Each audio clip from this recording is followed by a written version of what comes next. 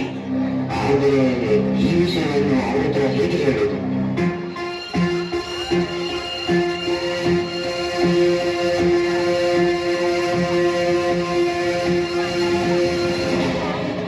ಅಪ್ಪ, ಅಮ್ಮ, ನಿಮ್ಮ ಹತ್ತಿರ ಸ್ವಲ್ಪ ಮಾತಾಡಬೇಕಿತ್ತು. ಇವತ್ತಾದ್ರೂ ಈ ಅಮ್ಮನ ಹತ್ರ ಮಾತಾಡೋಕೆ ಪುರುಸತ್ತಾಯ್ತಲ್ವ?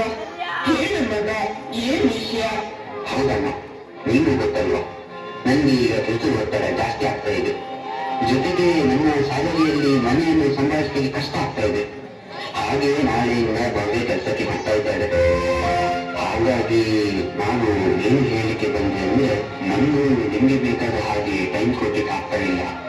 ಹಾಗೆ ನಾನು ಮತ್ತೆ ಅವಳು ಸೇರಿ ಒಂದು ನಿರ್ಧಾರ ಮಾಡಿದ್ವಿ. ಏನ್ ಮಗ? ಅದೇನಂದ್ರೆ, ಸ್ವಲ್ಪ ಸಮಯ ನಮ್ಮಿಂದ ದೂರ ಇರ್ತೀರಾ?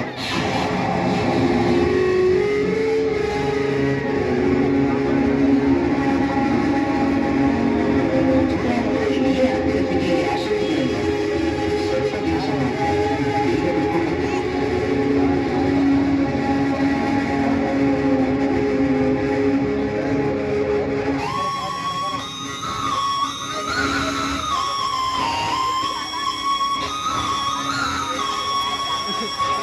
ಏನು ಹೇಳ್ತಿದ್ದಿ ಮಗ? ನಾವು ನಿಮಗೆ ಬೇಡವಾದ್ವ? ನಮ್ಮಿಂದ ಏನು ತಪ್ಪಾಯ್ತು? ಹಾಗಲ್ಲ ಅಪ್ಪ, ನಿಮ್ಮ ಒಳ್ಳೆಯದಕ್ಕೆ ತಾನೇ ನಾವು ಇಲ್ಲಿ ಹೇಳೋದು. ಸ್ವಲ್ಪ ದಿವಸ ಮಾತ್ರ. ಅಯ್ಯೋ, ಎಷ್ಟೇ ಕಷ್ಟ ಆದ್ರೂ ಇಲ್ಲಿ ಊರಲ್ಲಿ ಉಪ್ಪು ಗಂಜಿ ತಿನ್ಕೊಂಡಿರ್ತೇವೆ. ನಿಮ್ಮನ್ನ ಅಪ್ಪು ಅಟ್ಟಿನ ಬಿಟ್ಟು ಹೇಗೆ ದೂರ ಇರೋದು ಹೇಳು? ಹೌದು ಮಗ, ನಾವು ಇಲ್ಲೇ ಇರ್ತೇವೆ. ನಿಮಗೆ ಇಲ್ಲಿ ಏನಾಗಬೇಕು? ಇಲ್ಲೇ ಆರಾಮಾಗಿ ಇದ್ದೇವಲ್ವಾ? ಹಾಗಲ್ಲ ಅಪ್ಪ, ಇದು ನನ್ನ ನಿರ್ಧಾರ. ನಾನು ರೆಡಿಯಾಗಿದೆ. ನಿಮ್ಮ ಒಳ್ಳೆಯದಕ್ಕೆ ಹೇಳ್ತಿರೋ ತಾನೆ. ಕರ್ಕೊಂಡು ಬರ್ತೇನೆ, ಅಲ್ಲೇ ಬಿಡೋದಿಲ್ಲ. ಸಂಜೆ ರೆಡಿಯಾಗಿರಿ.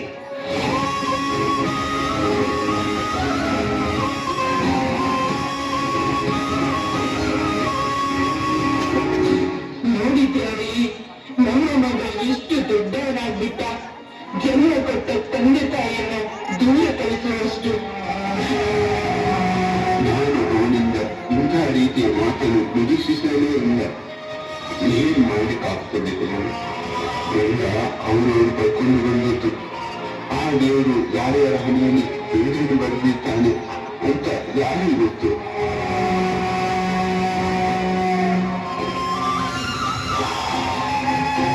ಸಮಾಧಾನ ಮಾಡಿಕೊ. ನಾವು ನಮ್ಮ ಕರ್ತವ್ಯವನ್ನು ಮುಗಿಸಿದ್ದೇವೆ. ಮಗನ ಒಳ್ಳೆ ಸ್ಥಾನದಲ್ಲಿ ನಿಲ್ಲಿಸಿದ್ದೇವೆ. ಅವನು ಹೆಂಡತಿ ಮಕ್ಕಳು ಕೆಲಸ ಅಂತ ಹೀಗೆ ಇದ್ದಾನೆ. ಇನ್ನು ಅವನಿಗೆ ನಮ್ಮ ಅಗತ್ಯ ಇಲ್ಲ ತಾನೆ. ಅವನಿಗೆ ನಮ್ಮನ್ನು ವೃದ್ಧಾಶ್ರಮಕ್ಕೆ ಹಾಕ್ತಾನಂತೆ. ನೀನ್ ಯಾಕೆ ಸುಮ್ಮನೆ ಹತ್ತು ಆರೋಗ್ಯ ಹಾಳು ಮಾಡ್ಕೊಳ್ತೇನೆ? ಆರೋಗ್ಯ ಕಾಪಾಡ್ಕೊಂಡು ಏನ್ ಮಾಡೋದು ರೀ? ಯಾರಿಗೋಸ್ಕರ ಬದುಕ್ತಾ ಇದ್ದರು ಅವರಿಗೆ ನಾವು ಬೇಡ. ನಾವಿನ್ನು ಬದುಕಿದ್ದು ಸತ್ತ ಹಾಗೆ. ನೀವು ತುಂಬಿಸ್ಕೊ. ಆಮೇಲೆ ಬೇಕಾದ ಆದ್ರೆ ಮಕ್ಕಳು ಶಾಲೆಯಿಂದ ಬರ್ತಾರೆ.